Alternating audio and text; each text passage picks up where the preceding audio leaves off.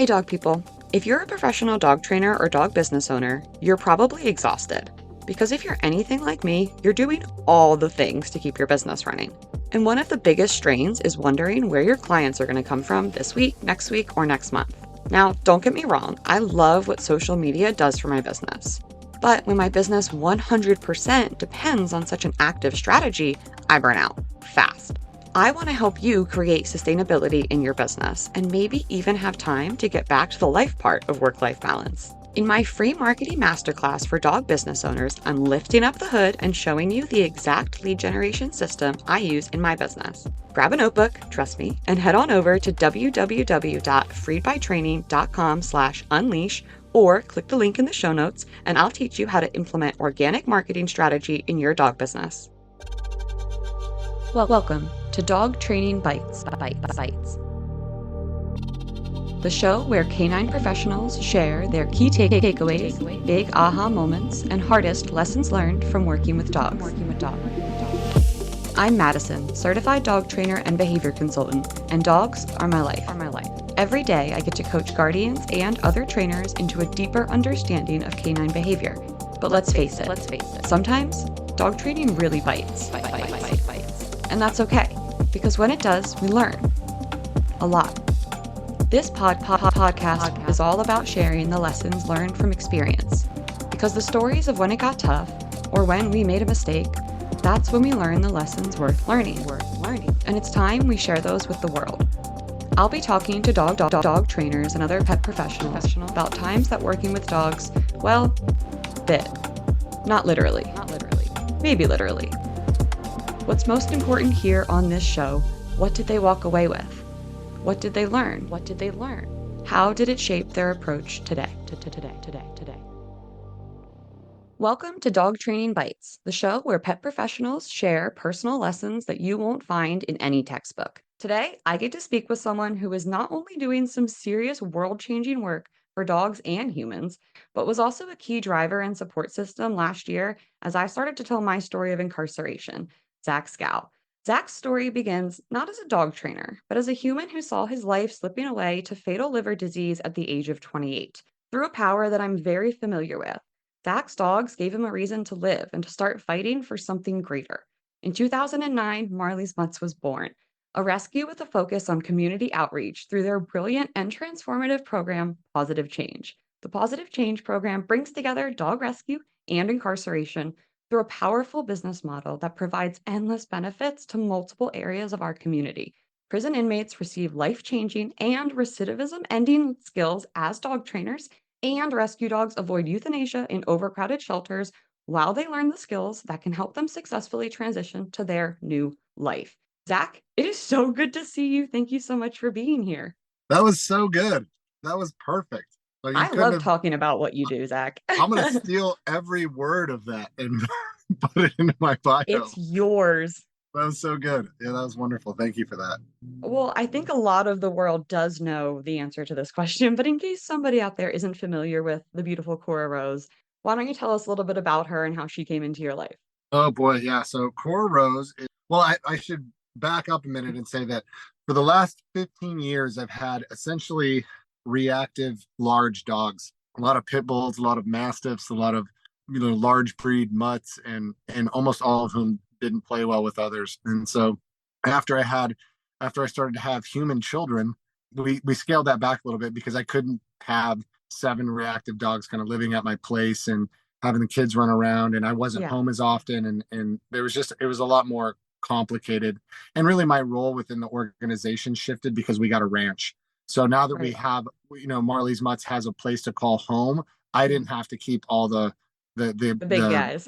troubled children at my place. So The rough and yeah, ready crew. it's very strange to now have a two-legged poodle with pink ears who we brought, and a golden retriever, Beta, the other dog right here. I'll get Oh into my Beta in a gosh. second. But yeah, so Cora came to us from the Madeira animal. She had a broken legs and back and pelvis, and just a lot of really terrible injuries. We had to amputate one of her legs immediately because of a bone infection, and then in an effort to try and save the other, well, we're not able to save the other leg. The bone was too far gone. There had been too much time between the injury and when she was finally transferred to us. So we had to amputate, both of her legs, and that process of her rehabilitation was really beautiful and challenging and Yeah. scary. I mean, when I first saw her when she came home from the hospital and had no front legs, and she's got that horrific scar running across her torso, you just kind of think to yourself like, oh my God, did I do the right thing? Like, is this, her shattered pelvis prevented her from being able to move at all. So here Mm. was this little beautiful injured creature that couldn't do anything. And I thought to And that's myself, unrecognizable to who she is now.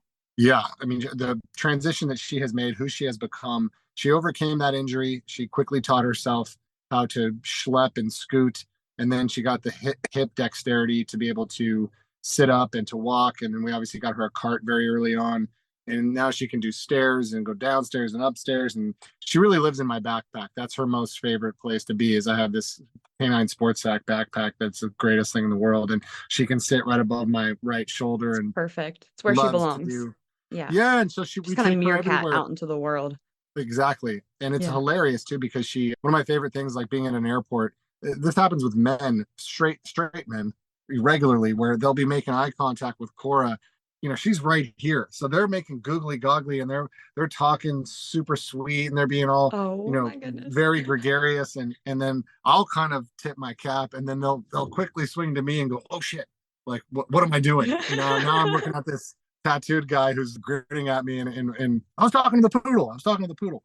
Right, right. But she's an absolutely remarkable individual and creature, and what she does for me on a daily basis, and what she does for a lot of people, I think Yeah. is really remarkable. And she just has no quit in her, and she's not felt sorry for herself for 1 second of her life. And I think feeling sorry for yourself is something that I've struggled with my whole life, because especially when I was using and drinking, because you can get things when people feel sorry for you, Hmm.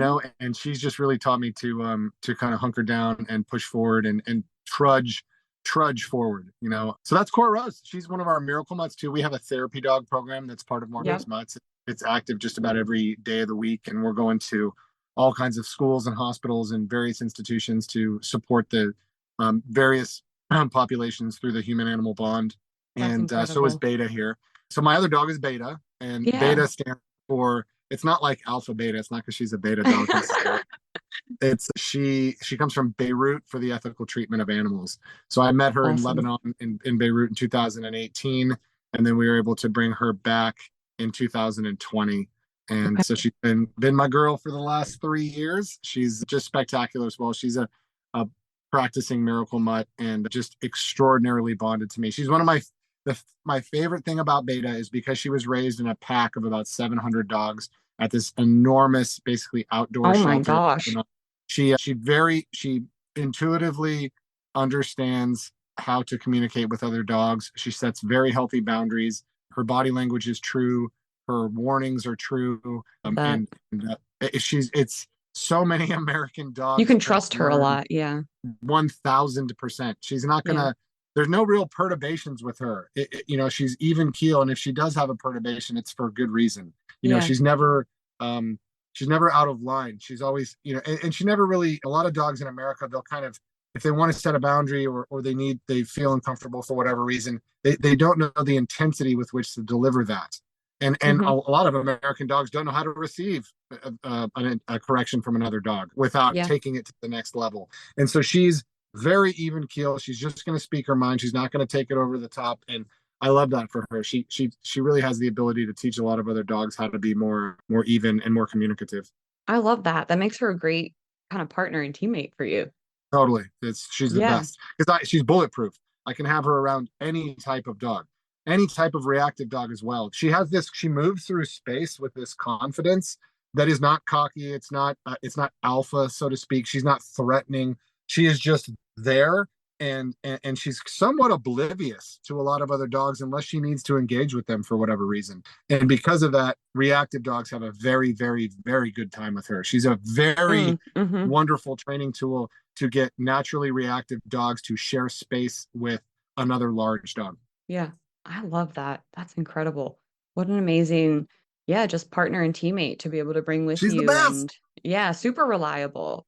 All right. So I know we have a specific story to talk about today. Yeah, one of the stories I wanted to share with you that is really taught me a lot is the story of Rupert. And Rupert was did not play well with others, had really had a tough life, had really injured a few other dogs and had bit some people. And to be honest, he's not probably a dog I would have advocated for nowadays, only because there's so much happening. But it was an important challenge, and the dog was supported by a lot of people who were rooting for him, including shelter staff I cared for. So Rupert came into my care, and he would growl very often. He would attempt to set a lot of boundaries with an intensity that was not acceptable, which would provoke other dogs as well. And I had the tendency, because I was also so nervous about him being reactive, I had a tendency. Well, let me back up a little bit. We developed a very good connection, Rupert and I. He's a When was pit bull. this? How long ago This was was it? it started 8 years ago, nine Okay. years ago. So Rupert was a pit bull Great Dane. He was very large, and he Very was large. very quick and very athletic. And it was like that, and if you didn't have a relationship with him, you better not pick up that leash, because you're going to get bit, or you're going to have a lot of trouble with him. He would Yeah. redirect very quickly. Okay. And so I developed a very good relationship with him through exercise. I actually started on a skateboard. He was also, even though he came across very confident, there was still fear of people, places, and things simmering beneath the surface. And believe it or not, taking him on the skateboard around the park, where the noise of the skateboard, all of the activity around the lake, the birds, the dogs, the people, but he had to be dialed into me, because we're moving forward. I'm not stopping. We're moving Right. forward on the skateboard. Follow me. And Hmm. he also did have an innate love for exercise, for running, for kind of being carefree. And you could see the dial kind of shift when we would get going, and he'd finally get into a gallop, and you'd see him become a dog. So we got very connected, and he would Yeah. never in a million years bite me. We really got. And so once we got connected from a almost like a heart space, we really had to get into trying to get him adoptable, trying to get him to a point where he could coexist with people and dogs, and not have to worry too much. And I was so hesitant. I was so nervous of his reactions that I was constantly correcting his growls. I was constantly correcting his Mm. growls, thinking to myself, if I can. And I wasn't over the top correcting him. There were subtle corrections when he would start to speak his mind. If I didn't like it, or if I thought it was inappropriate, I would correct him. And what I thought I was doing was teaching him that this is unacceptable. I don't like that you're doing that. Essentially, please stop. But Yeah. what it ended up doing was he was communicating things to me that were very important about his comfort level. He was communicating things to me that I needed to be listening to rather than suppressing. Because what he needed in those moments was to have me ease him into those scenarios in a different way, not to correct him, not to just shut him down. And dogs have a step process to how they go from feeling uncomfortable to feeling agitated to reacting, right? And Right. what I had done was essentially muted his warning system. Yeah. And that warning system for a dog like that, who's prone to biting people, is very important. Hmm. And if you mute that warning system, then what ended up happening was you wouldn't get a warning. He would go Yeah. from zero to reactive. And at first I couldn't really figure out what was going on. I thought maybe it was the new dog that I brought into my place that he seemed very agitated with. But what I realized, and what a lot of us have a tendency to do, or at least back then with reactive dogs, is just to suppress anything that we view as inappropriate. Yeah. Inappropriate growls, inappropriate movements, body language. Whereas, and sometimes it is appropriate to correct those perturbations. Sometimes it is. But in Rupert's case, what I ended up doing was eliminating that very important warning stage that Hmm. was the precursor to a bite. And that did not serve him or anyone else well. Because then what would happen is, if someone else was handling him, he would go Mm. into a state of mind that was not acceptable so quickly without any warning. And then all of a sudden, this poor sap who I've given the leash to isn't getting any of those warning signals, and isn't. I mean, dog training is a language. They're communicating to you via body language, via all of these Yeah. different things. And if you're eliminating one of their critically important communicative, essence, then you're not Hmm. serving anybody. So that really taught me we ended up moving him into the Pawsitive Change program at California City. He had one issue in there. I will say it was not his fault, but what Pawsitive Change gave him was the ability to bond with several more people like he bonded with me, several of our students, Gregory Gray in particular. And it really set him up for greater success. He was able to move on, have a good life, and be able to be handled by plenty of people. But yeah, I did not do him any service by correcting his warning system. What else during the process of helping him kind of create that initial bond with those other individuals? Because that was a big hurdle for him, I'm guessing, to get over, was actually creating a bond with other people besides you. If because it seems like you got past that big hurdle and then kind of were plateauing and not able to create a bond with anybody else. So what were the Yeah. other things that you were able to identify maybe in the breakdown of communication with him that helped you to open that back up? Well, it sounds funny, but there wasn't much of a plan at the time. But what I did know is that the two handlers I was giving him to at California City Correctional Facility had it in them. Both of them were so intuitive, and Gregory in particular, they had similar energies, very Okay. similar energies. And I thought, like, what Rupert needed was to be able to bond with someone who could relate to him. As weird as that sounds, some of these dogs, there are portions of their personalities that were never really going to be able to completely change. But what Rupert needed to be able to do was, like I said, bond with more than one person, was to be able to Yeah. let other people in. And I just knew Gregory would have the ability to get through to him, and Greg's co-trainer as well. They both really were able to take it slow. That was the other thing about prison. When we are in the hustle and bustle of the day, where I'm getting home at a certain time and all I have is 2 hours to get all 7 dogs walked and hopefully do a little bit of spatial work or this, that, or the other. You end up just rushing through it. And what Rupert Yeah. really needed was to be able to take it easy. And the pod over there at California City, that particular housing unit, they cultivated calm in there. They were able to Mm. cultivate calm, and they were able to cultivate a safe space. Um, And and he got to be that somebody's was, sole focus, yeah, somebody's world. exactly, He was exactly. two people's worlds. Yeah, 13 hours a day. Yeah. Exactly. That was so Yeah. big for him to He be able needed that. to go through all of it. And then so they were able to work with him at barriers, constantly working at cell door Right. barriers. And you got to go through the shower to get to the outside. And so there's all these different opportunities for work in there, using day room furniture and Yeah. barriers. And so there's a regimen and a routine and a discipline and a structure. Rupert really needed structure. And when he was with me, unless I was bringing him to work, which could be dangerous, he was spending a lot of time in the kennel. I mean, in his kennel. And in prison, he was able to be free, you know, basically 14 hours a day, working with multiple different people. And also, he was afraid of a lot of things. And a lot of those fears, I think, were dispelled in him. He had to be around a lot of people. He had to be around a lot of energies, and none of those things ended up being true threats to him.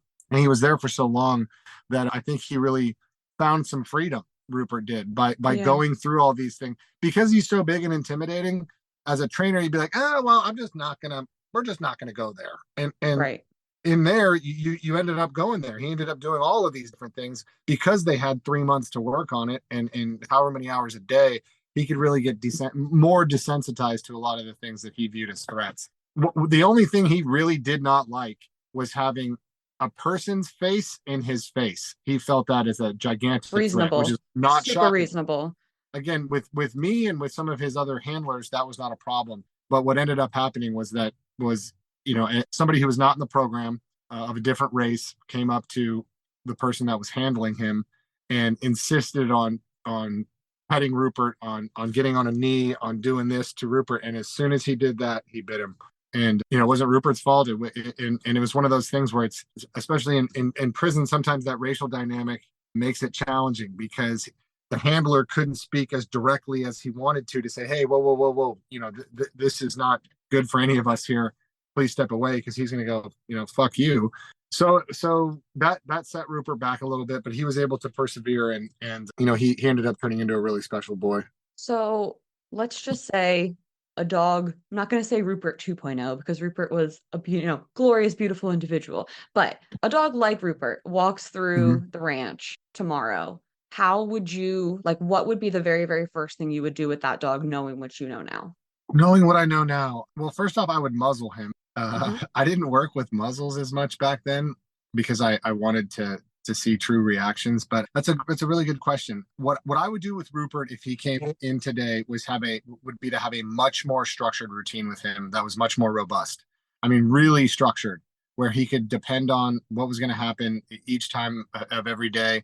I would also work with there were dogs he would get comfortable with, but that was not very often. And I would take, if I could do it again, I would have him spend much more time with dogs that he was comfortable because he ended up spending so much time isolated just in his Yeah, kennel yeah, because you don't have 10 dog trainers you can have working with right. all your dogs, especially when in rescue you have so many dogs within your care. So I would have him in a pack setting much more often and probably muzzled in a pack setting, getting him Mm, to run through his own mental cycle of what do I do in this situation? Do I growl, posture, react, where he could work through those things and understand like what's what's not my serving him. pattern of escalation here? Yeah. Yeah, yeah, and I would exercise him a lot more. You know, he Mm, he he really did seem to become his whole body language would change after he got a really good workout. You know, it resembled more of a happy-go-lucky dog, whereas a okay. lot of his normal body language and tendency was to present as a little bit leery, very almost like fakely confident. And when he yeah pro, targeted exercise, like fun exercise, hiking where he could use his nose, or skating where Yeah. he could just open up, like Yeah. open up, running, that I would love return that. him to like a dog state. Yeah. Yeah. All right. Well, Zach, is there anything else you'd like the listeners to know about you or what you have going on right now? Yeah, of course, dude. Come on now. What I would like everyone to know about is we're doing our best to grow positive change, and we're trying to recruit trainers all the time to get involved. So if Yeah. you're in the Los Angeles area, if you're in Perfect. Kern County region, San Bernardino, Riverside, Kings County, if you're in Copa County, Arizona, we are working to open programs in all of these regions and keep things going. If you're a Perfect. formerly incarcerated dog trainer that's had experiences within the system in dog programs, please reach out to us, whether it's, Pause for Life or any of the other really good programs that exist out there. You know, we are really trying to scale this program and take it to as many institutions as possible. I mean, the prison system might be the single greatest source of potential, like workforce potential that We're America has. gold. I'm telling you, we're You untapped guys are gold. golden, of course. I could tell them the first time I talked to you, I've never been, rarely am I disappointed in someone that I've met through the prison system, or that I've met because, I mean, how when we first talked, it was like, I'm just reaching out to anybody who's done time, who's interested in dog training, because I know Yeah. what you can offer. There's a resilience and a fortitude that's forged through doing time. And there's also a tenacity to kind of get back into cultural relevance and not Mm. be hampered by these just awful cultural prejudices that we tend to have about the incarcerated and the formerly incarcerated. So yeah, I mean, what we're really trying to do with Marley's Mutts is grow positive change, to shine a light on the just massive unleveraged potential within the prison systems, and really to socioculturally change people's perspective to understand that these are not just people to be feared. This is not lock up raw, have to be afraid of anyone with face We're tattoos. not so scary. No, no, not at all. And in fact, like, you're very necessary. And especially when it comes to the youth and being involved in diverting youth trajectory towards a Yeah. life of crime, and especially within gang culture in California, there's so much value and so much potential within the prison system, not because of what you've gone through. So because you've done time, because you've been through that and come out the other end with your dignity intact. And that's what we're really trying to work on. And yeah, people want to get to know, myself or the organization. The website's marleysmutts.org. You can find the Positive Change Program, just PAWSITIVE Change Program, on Instagram and Facebook. Yeah. All right. Well, thank you so much for telling us about just all of these programs. I think what you're doing in these institutions, and I think in particular, what you're bringing to the juvenile facilities, to your point, is just critical in changing these trajectories. So thank you so much for what you do. And for everyone else out there, you can connect with Zach on Instagram at Zach Skow and at Marley's Mutts and at Pawsitive Change Program.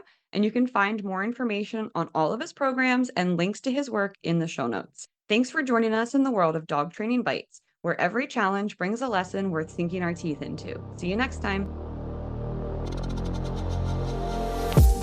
Dog Training Bites was created, produced, and edited by Mattison Simpson. You can connect with me on Instagram at Dog Training Bytes, that's BYTES, and at Freed by Training. For information on today's guest and resources for help with your dog or dog training education, visit www.dogtrainingbytes.stream. Looking for more? Listen to my other show, Unpacked, a clinical dog training podcast co-hosted by Sailor Jerry the dog trainer and produced by Straight Up Dog Talk LLC.